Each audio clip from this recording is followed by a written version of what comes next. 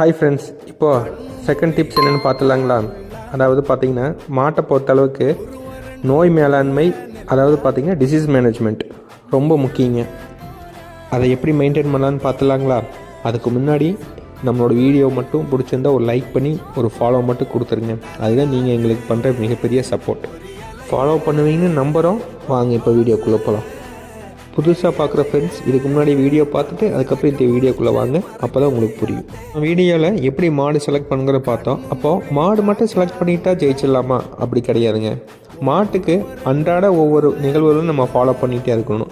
அதாவது அதுக்கு ஏதாவது நோய் தொற்று இருக்குதா, நம்ம கண்காணிப்புலேயே அந்த மாட்டை வச்சுருக்கணும். அப்போ தான் இந்த நோய் மேலாண்மையிலேருந்து நம்ம தப்பிக்க முடியும். அதாவது டிசீஸ் மேனேஜ்மெண்ட். எடுத்தோன்னே நீங்கள் வேறு பிஸ்னஸ் பண்ணிவிட்டு திரும்ப இந்த பிஸ்னஸ் பண்ணணுன்னா அது நடக்காது.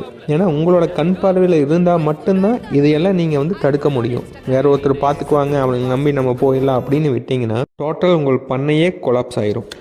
மாட்டுக்கு அதிகபட்சமாக எந்த நோய் வர வாய்ப்பு இருக்குதுன்னு பார்த்துலாங்களா? மெயினாக பார்த்தீங்கன்னா மடி வீக்கம், அப்புறம் பார்த்தீங்கன்னா லூஸ் மோஷன், அப்புறம் பார்த்தீங்கன்னா ஃபீவர், அதுக்கு விட்டமின் சப்ளிமெண்ட் கம்மியாக இருக்கிறது, இதெல்லாம் தாங்க மெயின் காரணம். ஸோ இதெல்லாம் நீங்கள் ஐடென்டிஃபை பண்ணோன்னா பண்ணக்குள்ளே நீங்கள் ரெகுலராக இருக்கணும். இருந்தால் மட்டும்தான் நீங்கள் அதை கண்காணித்து அதுக்குண்டான தீர்வு கொடுக்க முடியும். சப்போஸ் நீங்கள் இல்லை, வேற ஒருத்தர் கண்காணிப்பில் இருக்காங்கன்னா நம்மள அளவுக்கு யாருங்க பார்க்க முடியும்? நம்ம மட்டும்தாங்க பார்க்க முடியும். அதனால் முடிஞ்ச அளவுக்கு நீங்கள் மாட்டு பண்ண வைக்கிறீங்க அப்படின்னா நான் சொன்ன சில டிப்ஸ் எல்லாம் ஃபாலோ பண்ணிகிட்டே இருங்க.